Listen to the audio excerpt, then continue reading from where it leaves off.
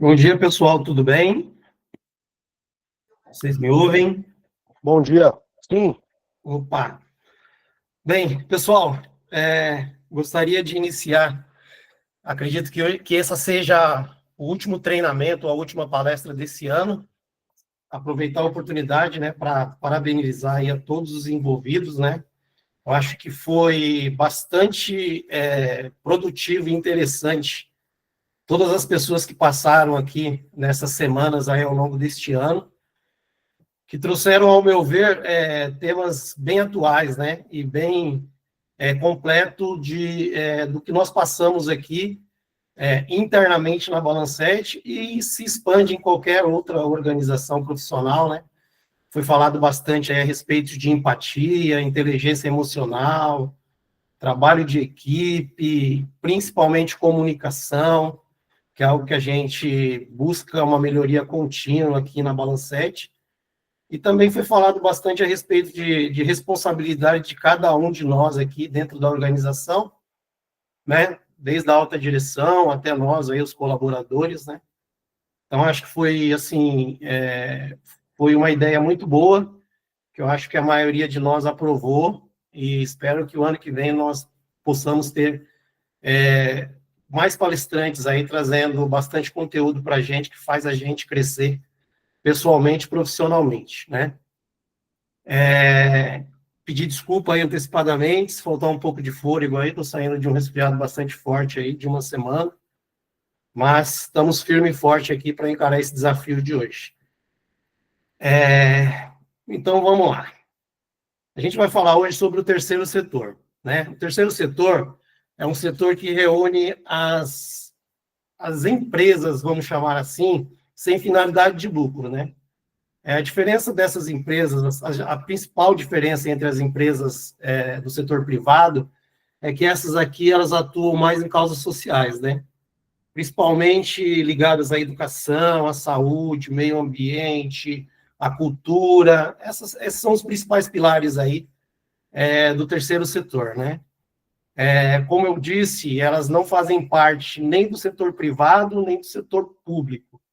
Elas preenchem essa lacuna que o governo deixou espaço para que pudesse ser explorada, né?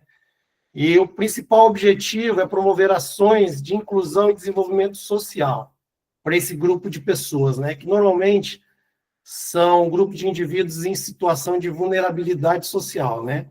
São pessoas mais carentes, que tiveram pouco acesso desde que nasceram, vivem em situação principalmente de comunidades, ou até mesmo sem ter tido uma figura que orientasse da melhor forma. Então, são pessoas que necessitam de um apoio maior, né?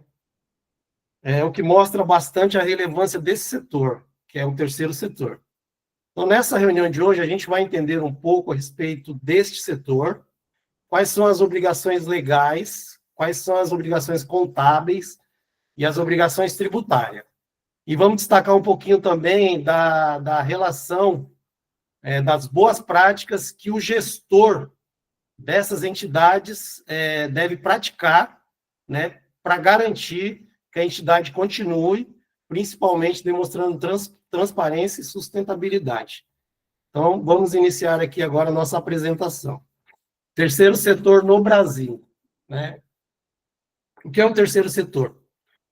São organizações sem finalidade de lucro, né, que tem como objetivo transformar a sociedade, dando oportunidade, como eu disse, para um grupo de pessoas que tiveram pouco acesso ou que tiveram dificuldade de acesso a coisas que normalmente uma boa parte da sociedade tem, né? Que é a saúde, que é a educação, que é o meio ambiente e que é a cultura, tá?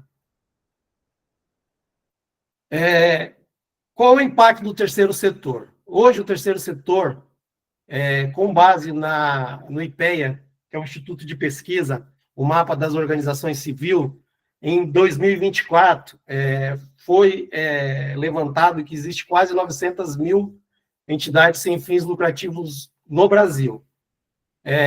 E essas entidades empregam mais de 3 milhões de empregos, o que é aproximadamente 6% dos empregos formais no Brasil. E esse setor, ele movimenta 300 bilhões de reais por ano, né? Também são informações que eu obtive nesse mapa aqui do IPEA, tá? Então, como a gente pode ver, é um setor bastante relevante que movimenta a economia, né, do Brasil, e a gente pode falar que o mundo também tem uma preocupação com relação a esse mesmo setor. Dentro da Balancete, nós temos 12,5% de clientes com relação ao total de empresas, né? São 41 entidades sem fins lucrativos, o que representa uma parte significativa dos nossos clientes.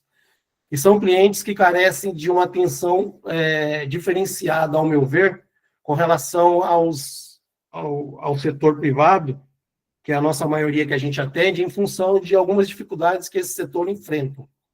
Principalmente muitas vezes, em função de uma certa desorganização, de uma quantidade de mão de obra necessária para, inclusive, fazer essa organização interna dos clientes, da gestão dessa entidade. Então, assim, nós, como contadores, temos obrigação de apoiar esse setor, dando um pouquinho mais do que a gente dá normalmente para o setor comercial, onde existe toda uma estrutura montada, já profissional, e que consegue gerir o negócio de uma forma mais eficaz. O que é o terceiro setor? O terceiro setor é aquilo que foi já dito anteriormente. São entidades sem finalidade de lucro, que elas não pertencem ao governo, elas não são do setor privado, elas estão entre esses dois setores. E elas são apoiadas por esses dois setores para que ela possa desenvolver o trabalho pelo qual ela foi instituída. Quais são as principais características do terceiro setor? A principal delas, elas são sem finalidade de lucro. E no terceiro setor, a gente nem costuma usar a palavra lucro ou prejuízo. A gente usa os termos déficit e superávit. Em dando superávit, uma entidade ela tem que reverter todo esse superávit patrimonial para a causa pelo qual ela se propôs e pelos trabalhos que ela vai desenvolver. Ou seja, ela não pode distribuir o excesso entre o que ela capta e o que ela utiliza dentro dos projetos. Essa sobra ela tem que ser reinvestida para novas ações e para novos projetos. Elas são apoiadas por voluntários, muitas entidades elas sobrevivem mais em função de voluntariado do que de próprio pessoal registrado ou até mesmo terceirizado. Elas são de utilidade pública, elas podem ter parceria pública, bastam elas se organizarem e ter todos os requisitos para que elas possam almejar junto ao setor público verbas. Elas possuem personalidade jurídica, ou seja, elas precisam ser constituídas legalmente, tem o estatuto social, posteriormente tem as suas atas de alterações e de registros de informações relevantes com relação à entidade. E o principal fator para as entidades do terceiro setor é a transparência. Elas precisam ser transparentes. Elas não precisam só fazer, elas precisam mostrar o que está sendo feito, como está sendo utilizado, tudo aquilo que é disponibilizado para elas, seja através do setor público, do setor privado, de pessoas físicas, enfim, a transparência é um dos pilares aqui do terceiro setor. Vamos falar um pouquinho agora dos tipos de entidades. A maioria de vocês deve ter ouvido falar de entidade do terceiro setor como ONGs. ONGs é uma generalização das entidades do terceiro setor. Na prática, são organizações não governamentais que atuam em diversas causas sociais. Aquelas já citadas: saúde, educação, meio ambiente, esporte, lazer, enfim. Né? Nós temos as fundações ela é um pouquinho diferente, elas nascem através de um patrimônio, né? Normalmente essas pessoas de poderes aquisitivos maiores, pessoas públicas, do esporte, né, da cultura, enfim. Eles acabam deixando um legado aí, eles transferem uma parte desse patrimônio, mas para uma causa específica. Então, as fundações, inclusive, elas são monitoradas e vigiadas de perto pelo Ministério Público, tá? Então, assim, elas são muito rígidas até para que ninguém, de forma sorrateira, tente afastar parte desse patrimônio, que a pessoa que deixou esse patrimônio, ela tem a intenção que isso se perpetue aí por vários e vários e vários anos aí, fazendo o bem pelo qual ele se propôs a deixar tudo isso. Nós temos associações, que é a união de pessoas com objetivo comum, também sem finalidade de lucro.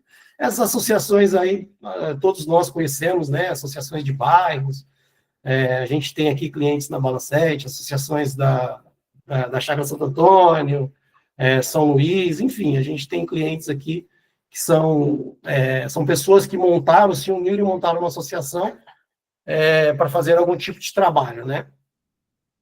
E nós temos também, por último, as instituições filantrópicas. São os hospitais, as escolas beneficentes que atendem a comunidade, né? A gente também já teve e tem clientes também nesse segmento.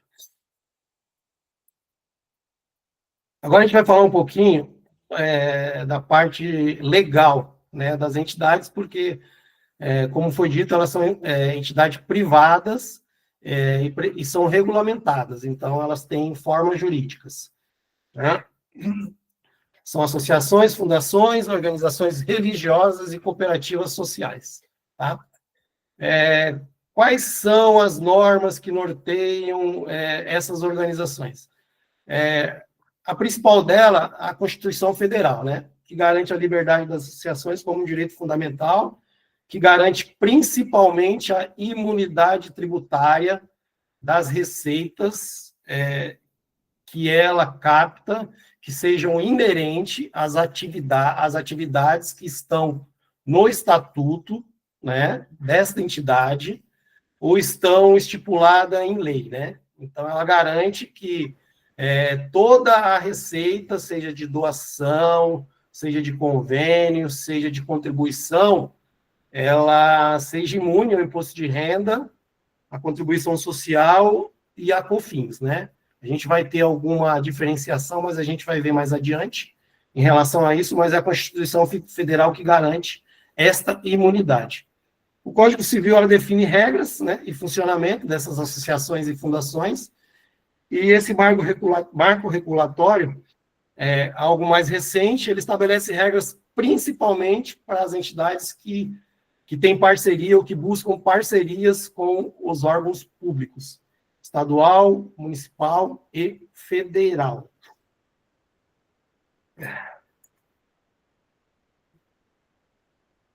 Qual é a principal diferença entre as entidades sem fins lucrativos e as empresas comerciais? As empresas sem fins lucrativos, a finalidade dela é estritamente social e pública, tá? Já as comerciais, ela tem finalidade econômica, ela tem finalidade de gerar emprego, de gerar renda, de fazer com que o país cresça e todos nós tenhamos possibilidade de nos desenvolvermos, né? As sem fins lucrativos, elas não distribuem lucro, elas não podem distribuir o seu superávit, ela tem que reverter esse superávit para a própria organização. Já as comerciais, elas trabalham com o objetivo de lucro, né? Para distribuir para os seus sócios, né? As sem fins lucrativos, elas reinvestem o recurso na causa, já as comerciais, elas atuam em todos os setores da economia, tá? Nós temos as indústrias, nós temos o comércio, nós temos os prestadores de serviços, e assim por diante. As sem fins lucrativos, elas trabalham com relatório de transparência, aquilo que eu disse que é um pilar, né, dessas entidades, né? E as empresas comerciais, elas trabalham com apuração de lucros. A sem fins lucrativos, ela tem escrituração obrigatória, tá? É um dos pré-requisitos para se manter a imunidade e isenção, tá? E as empresas comerciais, elas são tributadas conforme o seu regime, né? Isso aí, cada empresa, ela tem uma característica, e dependendo dessa característica, ela pode estar em um regime tributário ou em outro regime tributário num período, e alternando, dependendo do crescimento, da mudança, né, de direção que o negócio venha a ter, enfim. Essas são as diferenças fundamentais desses dois setores. Aqui eu montei para vocês um quadro comparativo, tá? Onde aqui a gente mostra o critério, né? Entidade sem fins lucrativos, qual que é a sua finalidade? A principal, é a missão social. As empresas, elas lucram. Com relação ao lucro, a sem fins lucrativos não distribui, as comerciais distribuem. As principais receitas das entidades sem fins lucrativos são doações, contribuições, mensalidades, eventos, bazar, feiras, enfim, essas são as principais fontes de rendas, né? Já as comerciais são vendas de serviço. As entidades sem fins lucrativos, elas podem ter isenção, né? Porque uma parte delas, elas precisam requerer a isenção de alguns tributos junto aos órgãos estadual, municipal e federal, tá? Já as empresas comerciais, elas devem recolher os impostos, tá? A entidade sem fins lucrativos, a parte contábil dela, ela é direcionada pela ITG 2002 R1, tá? Que é uma interpretação técnica geral, que lá esse material ele orienta como que a contabilidade deve proceder, como que as receitas devem ser registradas, como que as despesas devem ser registradas, quais são os demonstrativos que devem ser apresentados, quais são as obrigações acessórias. Então, tudo isso está nessa ITG 2002 aí, os contadores que trabalham com o terceiro setor conhecem bem essa ITG. Já as empresas comerciais, elas trabalham com as normas legais aí, né? As NDCs, as TGs, utilizam aí também outros materiais aí, como vindo da Receita Federal, né? Tem o IFRS, que é uma norma internacional de contabilidade, enfim, elas já trabalham diferentemente, é um pouco diferente do terceiro setor.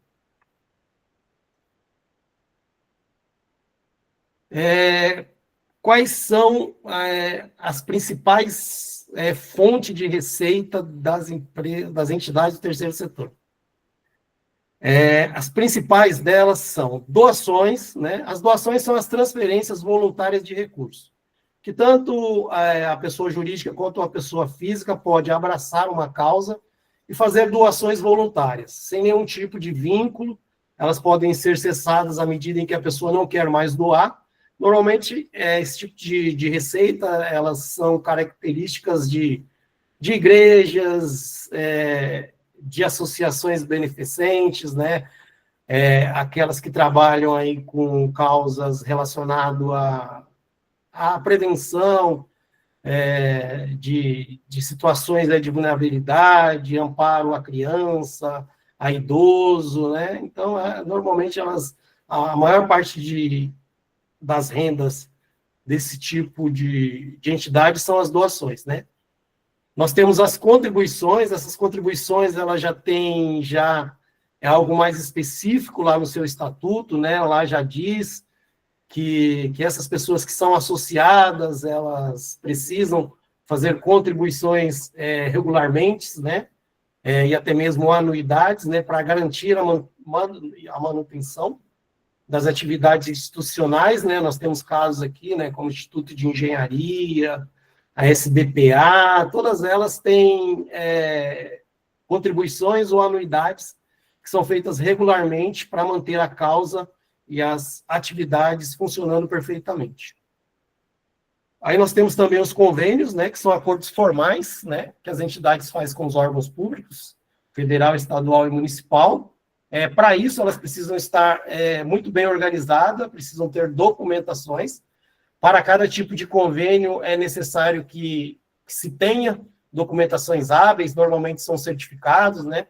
certificado de utilidade pública, federal, municipal, estadual, tem COMAS, tem o SEBAS, enfim, tem uma série de certificações que, quando a entidade possui, elas têm condições de pleitear junto ao governo, né, seja em qual esfera for, verbas para execução de projetos e atividades específicas. Tá?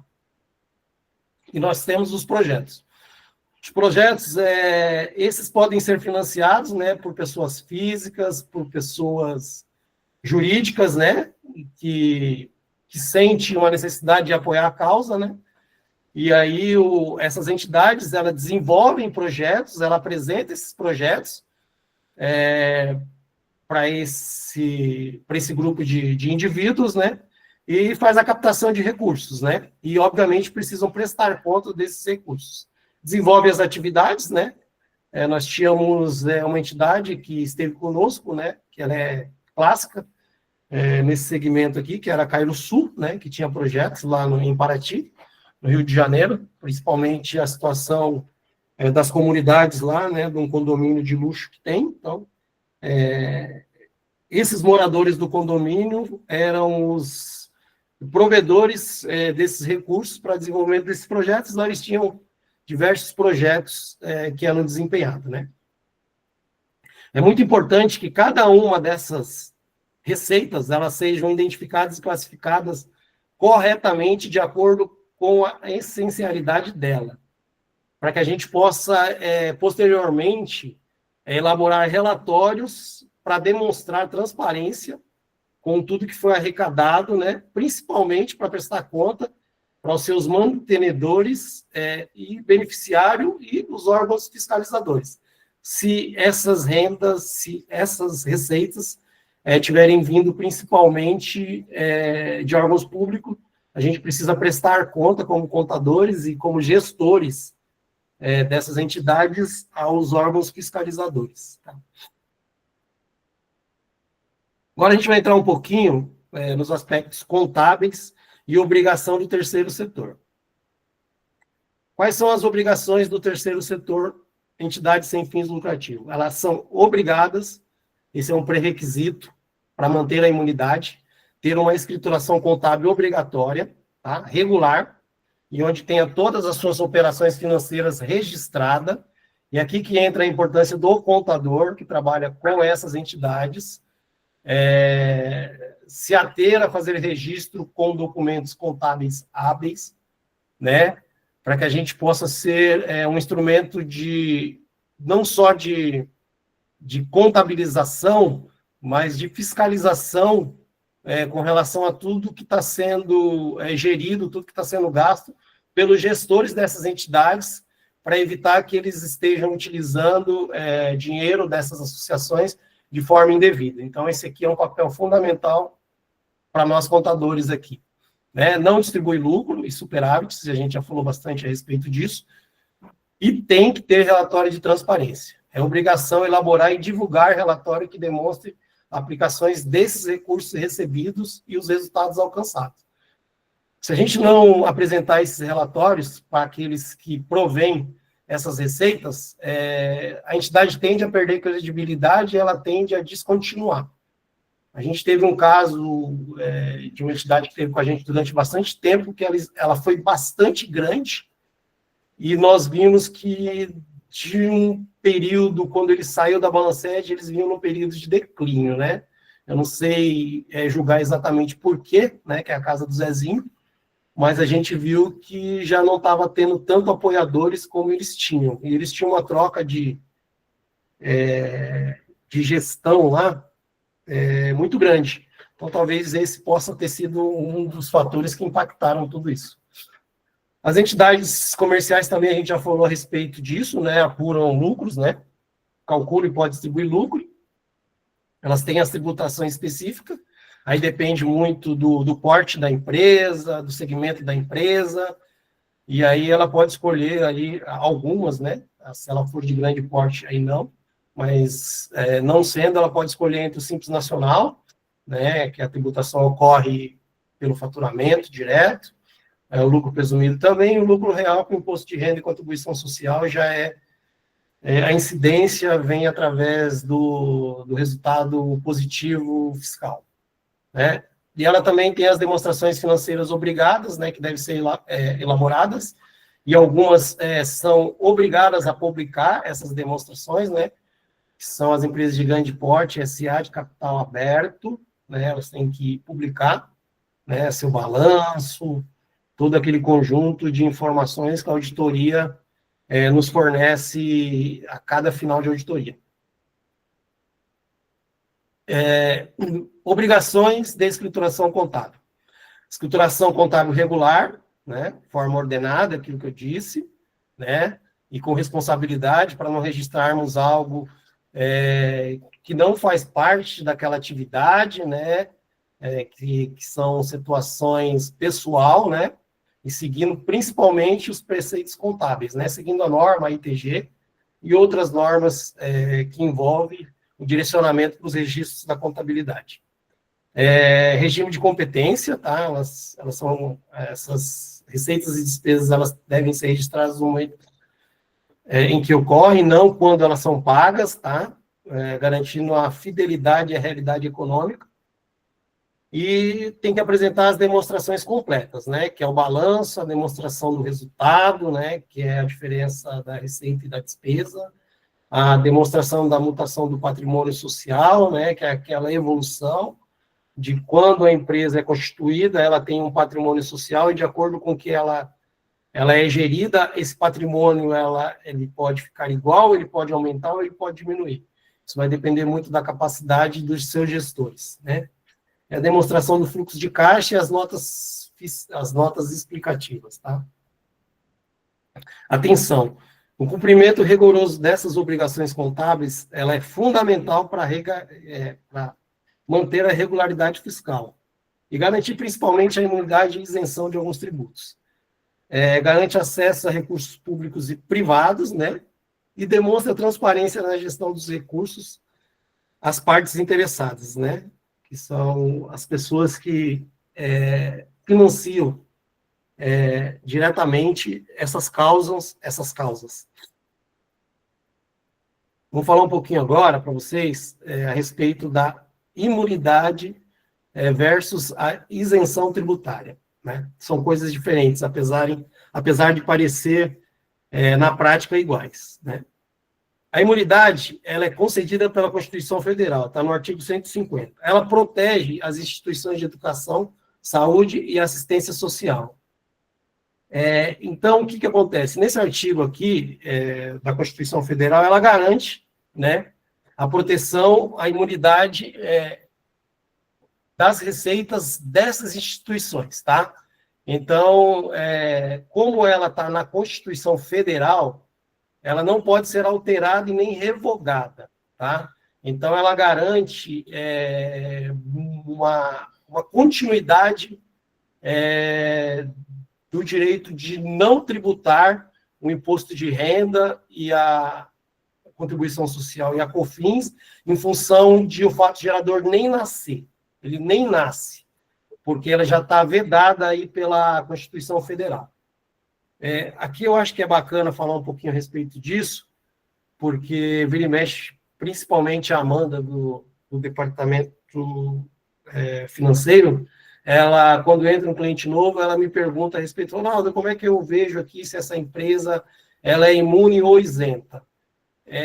O ponto de partida para a gente verificar, que é o que eu faço, eu olho no estatuto e vejo quais são os objetivos principais dessa entidade, né? E aí, essas entidades aqui, os partidos políticos, os sindicatos de trabalhadores, as igrejas e as instituições de educação e saúde, elas são imunes. Então, é por aí que eu consigo fazer a caracterização se ela é imune ou isenta, tá? Esse aqui é o principal ponto que eu levo em consideração para passar se ela é imune ou isenta. Isso aqui nós fizemos também um estudo, há alguns anos atrás, o Fábio, a Shirley e eu, e chegamos aí que nós poderíamos nos basearmos nessas prerrogativas. Já a isenção, ela é diferente da imunidade, ela é prevista por lei, e a lei ela pode ser alterada, tá? Pode ser alterada, a lei, nós temos leis que tange ao município, ao Estado e à federação. Então, dependendo da situação, dependendo do momento, elas podem ser alteradas, revogadas, e aí aquilo que uma entidade vinha não recolhendo, ela pode passar a vir recolher, se essa lei for alterada. Então, aqui não existe uma garantia plena para esse tipo de entidade com relação à imunidade, tá? Elas são isentas.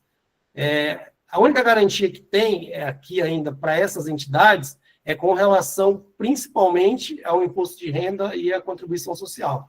Porque, por analogia, elas também entendem que, pela Constituição Federal, não prever a incidência do imposto de renda e da contribuição, elas também têm esse direito, tá?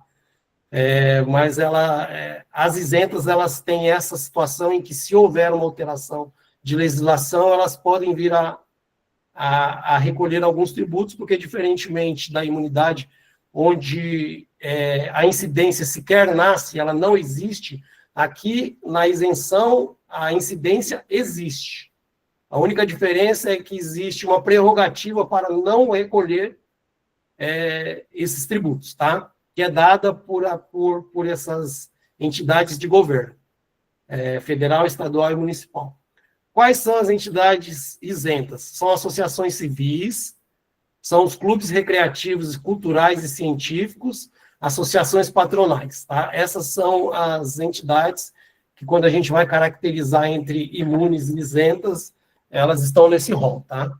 Elas podem, junto ao governo municipal, solicitar isenção de IPTU, ISS, e do federal, ICMS. Então, ela precisa, através de documentação hábil, montar e entrar com pedido de isenção desses impostos e tributos. Aqui nós temos um quadro comparativo com relação ao que foi falado sobre a isenção e a imunidade, tá? A imunidade, ela vem da Constituição, ou seja, ela não pode ser alterada por lei, tá? A abrangência dela é geral e a revogabilidade dela não existe, a não ser que altere-se a Constituição Federal, algo que não é recorrente, né? Já a isenção, ela advém de lei comum, né? Então ela pode ser alterada, né? Também não é alterada com frequência, mas pode ser alterada. Ela tem uma abrangência mais específica, que é aquilo que eu falei, né? Ela vai permitir isenção para tipo de tributos, por um determinado período, de acordo com a atividade daquela entidade, enfim, ela é bem específica. Tem que ser visto especificamente para saber se a entidade ela faz jus a essa isenção, né? E a revogabilidade pode sim ser, que é aquela questão de alteração da lei. Atenção, mesmo imune ou isenta, todas as entidades elas têm que cumprir as obrigações principais, que é fazer a contabilidade, pagar os seus tributos e também cumprir com as obrigações acessórias, né? Como, por exemplo, elas têm que ter nota fiscal, que é aquilo que já foi dito, né? Precisa ter a nota fiscal, ou recibo, dependendo da situação, hábil comprovatório para que seja registrado, e ela tem que cumprir as declarações acessórias, assim como as empresas comerciais também têm essa obrigação. Agora a gente vai entrar no aspecto tributário, né? Dessas entidades sem finalidade de lucro, tá? Como foi dito, elas possuem imunidade e isenção. Mas isso é só para as atividades, para as receitas advindas das atividades que constam no estatuto da entidade ou em algum regulamento, né, para que elas não sejam alcançadas com relação à tributação. E todas essas receitas, o mais importante de tudo, elas devem ser utilizadas em função daquilo que a entidade se propôs a fazer. Então, assim, quais são as receitas que são imunes e que são isentas, né? e que normalmente estão dentro do estatuto social dessas entidades. São as doações, são as contribuições, são aqueles projetos e são os convênios, tá? Então, essas receitas, elas são blindadas com relação à tributação. Todas as outras receitas, que mesmo estando dentro do Estatuto Social, mas que não estão no rol nesses quatro pilares, elas podem ser alvo de incidência de tributos. Então, é bastante importante que a gente analise sempre, especificamente, caso a caso, cada receita que as entidades que a gente trabalha estão recebendo, que não são aquelas de doação, contribuição, convênio e projetos, porque elas podem ter caráter contraprestacional, ou seja, aquelas em que há uma cobrança por uma venda, por uma prestação de serviço, ou por algo nesse sentido, por uma palestra, e aí essas receitas, ou por uma locação, uma entidade ela pode ter lá um espaço, que ela faz uma locação, né? E esta locação ela não faz parte daquilo pelo qual ela foi constituída, e essa receita ela poderá sofrer incidência de tributos. Obviamente que existem correntes fortes, né, e até também jurisprudência, alguns advogados, a doutora Priscila amparava muito algumas entidades nossas, fazendo parecer que mesmo essas outras pareceres jurídicos, que mesmo essas outras atividades, elas não deveriam sofrer incidência de impostos, em função de que, mesmo não fazendo parte lá, né, daquele rol da atividade principal, toda a renda, toda a receita obtida, ela era revertida totalmente para a causa dessa entidade. Então, era uma espécie de garantia que esse parecer jurídico dava para essas entidades que nos apresentavam através de seus gestores, e a gente analisava aqui e fazia nossas ponderações em relação à garantia ou não de seguir com esse parecer, tá? Então, vamos falar um pouquinho aqui com relação ao PIS. As entidades do terceiro setor, elas não sofrem incidência de PIS sobre as suas receitas. O PIS é sobre a folha de pagamento, tá? É 1% sobre a folha de pagamento. Existe uma nova instrução que as entidades imunes, elas têm direito de solicitar a imunidade, inclusive desse 1% do PIS sobre folha. Mas, para isso, elas precisam cumprir alguns requisitos e ter algum certificado que comprove que elas faz jus a receber esse benefício. São alguns certificados que são solicitados. O principal deles é o SEBAS, né? Então, caso eu não esteja enganado, a Adriana pode até comentar, né, a respeito disso. Nós, Balancete, para nos mantermos precavidos, essa imunidade e isenção de 1% só para as empresas que possuem o SEBAS, que a Balancete tem praticado, tá? As demais acabam recolhendo esse 1%. Com relação a COFINS, as receitas que são relacionadas diretamente à atividade das entidades, não há o que se falar em COFINS, não há o que se falar.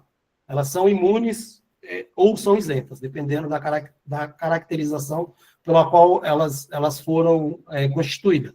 Tá? Não existe essa tributação, assim como não tem o IRPJ e a contribuição. Tá?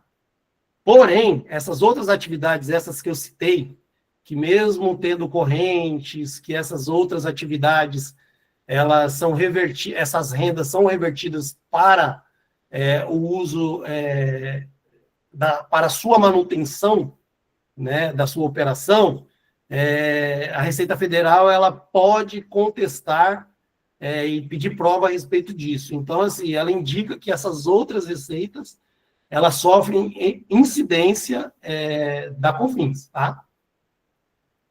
E aí, o que é importante também a gente separar, né?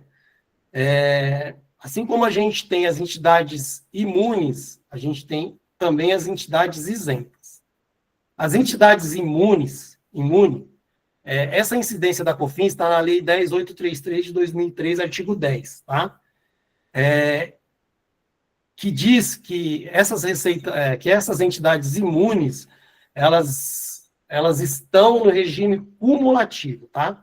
O regime cumulativo é aquele que o percentual é 3%, tá?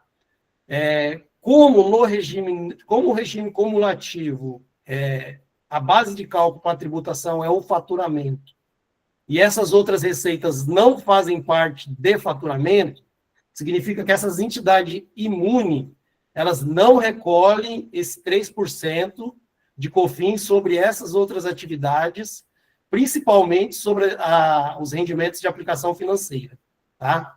Então, por quê? Qual que é o motivo de não ter a incidência da COFINS sobre o rendimento de aplicação financeira? É em função de elas estarem no regime cumulativo, no qual a base é o faturamento completo e essas receitas não abrangem esse faturamento.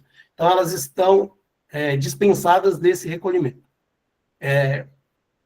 Por falta de regulamentação nessa mesma lei, a 10.833, que não disciplina com relação às entidades isentas, por analogia, elas estão caracterizadas no regime não cumulativo, tá? O regime não cumulativo é onde a incidência se dá pelo regime de competência, tá? Então, assim, no momento em que o fato gerador ocorre, tá? E aí, neste caso aqui, quais são os percentuais? São 7,60% das outras atividades que não estão relacionadas dentro do seu estatuto, mas que também não são as receitas de aplicação financeira, porque as de aplicação financeira, a incidência é 4%, tá? Então, 7,60% daquelas receitas que não fazem parte da atividade principal e 4% dos rendimentos de aplicação financeira. Com relação ao IRPJ e à contribuição, elas são isentas sobre atividades essenciais, que é aquela que eu venho falando a respeito desde o início, em atividades econômicas paralelas que gerem lucros. Então, elas não sofrem. Existe aqui só uma exceção, né, de contribuição de imposto de renda e contribuição social, que são para as cooperativas, tá? As cooperativas de consumo. Nós tivemos, durante um bom período, uma entidade aqui com a gente, de cooperativa de consumo, no qual as receitas elas são separadas entre receitas de cooperado e receitas de não cooperados. As receitas dos cooperados, como ela está dentro do estatuto, e esses cooperados, eles contribuem com mensalidades e anuidades, quando eles compram ou tomam um serviço dessas cooperativas, essa receita, ela não tem incidência do RPJ de contribuição social. Porém, muitas vezes, essas atividades, elas não ficam restritas ao negócio dela somente às pessoas cooperadas. Elas abrem para as pessoas comuns que não são cooperadas. Então, essas receitas dos não cooperados, elas sofrem incidências de imposto de renda e contribuição social. Tá? Qual que é os requisitos para manter esse benefício? Que basicamente é a imunidade e a isenção. O requisito principal é não distribuir lucro, aplicar tudo aquilo que você consegue captar e gerar de recurso dentro do país, né? Fazer a escrituração contábil regular, né? E, quando aplicável, ter o SEBAS, né? Porque o SEBAS é um certificado, né, para as entidades beneficentes de assistência social, que não se aplicam a todas as entidades do terceiro setor. Obrigações e boas práticas, tá? Vamos falar um pouquinho a respeito disso. Quais são as obrigações acessórias das entidades do terceiro setor? Não estão todas aqui, mas são as mais conhecidas são essas e vão depender muito a respeito da movimentação financeira, né? Quanto que essa empresa gera de valores para saber se elas devem ou não entregar essas obrigações acessórias, porque muitas delas têm limite aí de receita, né? DCTF Web, a EFD Contribuições, SPED Fiscal e ECD, E-Social, EFD e REINF, CND, né, que é as certidões, né, e Perdecomp, que elas também utilizam desse mecanismo aí para fazer compensações. Que tipo de práticas o contador ele deve estabelecer quando se trabalha com as entidades do terceiro setor? Seguir a ITG, além de outras normas complementares, fazer escrituração tempestiva, ou seja, estar sempre com a contabilidade atualizada, né? Conciliações regulares, aquilo que garante que aqueles registros foram feitos de forma fidedigna ao documento que foi apresentado, e principalmente documento confiável, fiscal e obrigatório, né? E relatórios gerenciais aí para dar suporte aos nossos clientes. Quais são as boas práticas que os gestores dessas entidades devem praticar? Eles precisam ter um controle interno robusto para garantir que parte do que das receitas que entram nessas entidades não fujam para caminhos que não são aqueles específicos e corretos da entidade, né? Ela precisa fazer planejamento orçamentário de um ano para o outro, né?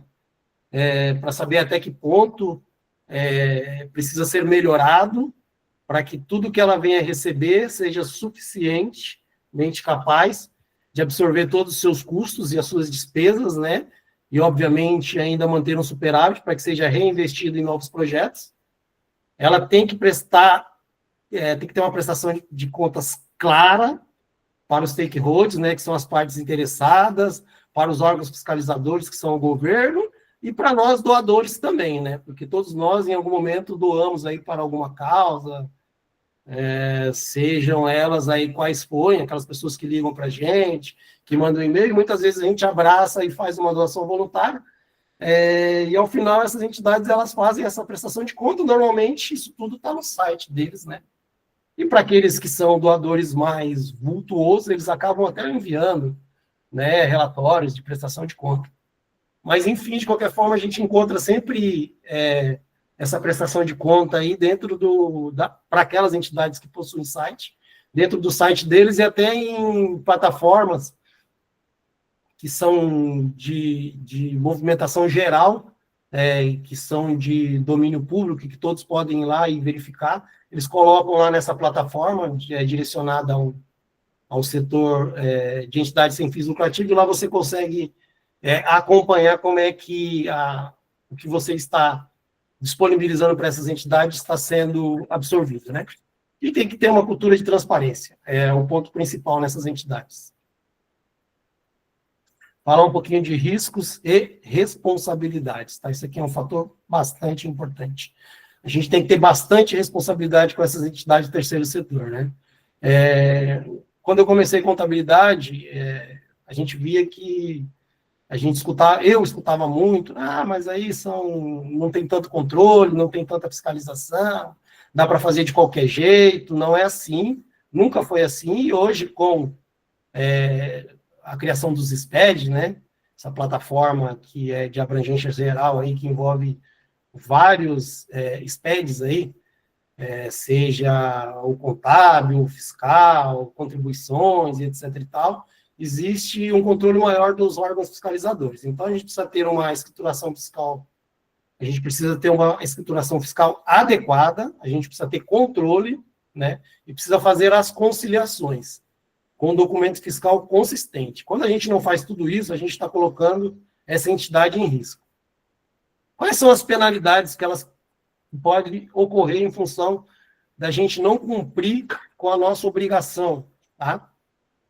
São multas pela Receita Federal, cancelação de certificações de SEBA. Nós tivemos uma entidade, que agora não vou me recordar, que houve um cancelamento do SEBAS, ela teve que recomeçar o processo. Cancelamento de OCIP, perda de isenção fiscal e pode ser responsabilizado tanto contador quanto gestor, civil e criminalmente, tá? Qual que é a responsabilidade do contador? Elaboração da demonstração contábil, atendimento a exigências legais e responsabilidade solidária com a diretoria. Então, a gente pode ser responsabilizado se a gente não agir de forma correta quando a gente está elaborando essa contabilidade, se a gente fazer o que é chamado popularmente fechar os olhos, né? Não devemos fechar os olhos, ao contrário. Temos que manter os olhos muito bem abertos e sempre que houver registros que não são vídeos de documentos fiscal comprobatório, nós temos que avisar que necessitamos, né, desses documentos, e na falta deles, enviar um termo de conhecimento para a diretoria e pedir para que eles assinem com relação a esses registros que foram feitos sem ter documento fiscal e contábil hábil.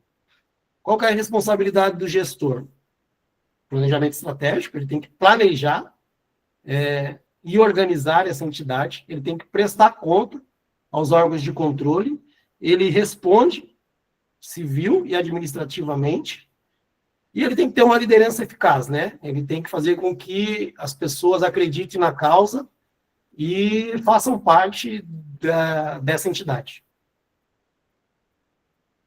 Bom, espero que saiam daqui reconhecendo que a nossa expertise técnica atua como uma ponte entre a complexidade da legislação tributária e o impacto social concreto gerado por essas organizações que atendemos. Agradeço a atenção de todos. Nós temos aí 8 minutos. Ariana, não sei se tem tempo para perguntas, mas eu estou à disposição. Se alguém tiver alguma pergunta, fica à vontade.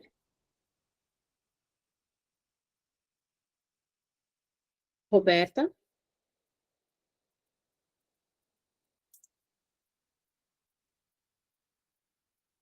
Roberta levantou a mão. Se você quiser fazer alguma pergunta, Juarez também. Podem abrir o microfone, pessoal. Bom dia, pessoal. Parabéns, Ronaldo. Gostei muito da sua explanação. Você não mencionou aí a OCIP, a não ser que fugiu da minha... que eu estava interagindo em alguns temas urgentes com a empresa de marketing. Eu cheguei a falar a respeito dessa caracterização também, né? Porque a OCIP nada mais é do que também uma caracterização dessas organizações aí de interesse público, né? Mas eu não me aprofundei com relação a essas questões, porque essas OCIPs, essas que são OCIP, elas têm um tratamento, como é que eu posso dizer? Ela tem situações que as que não são têm uma limitação, como, por exemplo, a questão de remuneração dos seus gestores, né? Então, assim, a OCIP tem essa prerrogativa. Mas eu cheguei a falar só a respeito que ela é uma dos tipos de caracterização que as entidades podem obter, tá? É uma espécie de certificado, Juarez. E que são fiscalizadas, por assim dizer, pelo Ministério Público, né? Sim. E há um pré-requisito aí de que o CNPJ não pode ter menos que 3 anos para poder pedir a caracterização como OCIP, que são as organizações de interesse da sociedade civil de interesse público. Isso. Fazem convênios com o setor público, né? E como o Ronaldo acabou de falar, podem remunerar os seus gestores, desde que obedecendo aí um valor de remuneração, aquilo que o mercado comumente pratica. Mas muito boa a sua explanação, gostei muito, parabéns. Obrigado, Juarez. Obrigado por ajudar aí na complementação. Roberta? A Roberta disse que foi por engano. Então, se alguém tiver alguma dúvida e quiser conversar, né, Ronaldo? Você está sempre à disposição. Fiquem à vontade. Se alguém tiver mais alguma dúvida também, pode mandar por aqui. E aqueles que são mais ligados à contabilidade, né? Se quiserem fazer questões mais específicas, a gente sabe que todas as quartas-feiras estamos juntos. E então, aí, para esclarecer dentro do que eu souber, a todos e aos demais aí também. Agora, Amanda, não precisa mais me perguntar a respeito se é imune ou isenta, tá bom, Amanda? Os contadores não precisam me perguntar a respeito se tem a tributação da COFINS, quando tem, quais são os percentuais. Estou brincando, gente. Pode me perguntar sempre que precisarem. O que eu puder contribuir aí com todos vocês, vou estar à disposição sempre. E, mais uma vez, agradecer aí a autodireção por ter proporcionado a gente esses treinamentos, que eu já mencionei no início, foi de extrema relevância para mim, de todos que eu acompanhei e converso, também tiveram a mesma sensação. Se eu não estou enganado, esse treinamento iniciou com o Fábio Marques, que é prata da casa. Aí nós tivemos a Ariana, que é uma pessoa magnífica aí, uma contratação muito boa, que parabéns, me ajudou aí no desenvolvimento do material para apresentação. E terminou comigo aí, que sou filho da casa desde 1994 aí. Desejo um bom dia para todo mundo e me despeço de vocês aí. Valeu!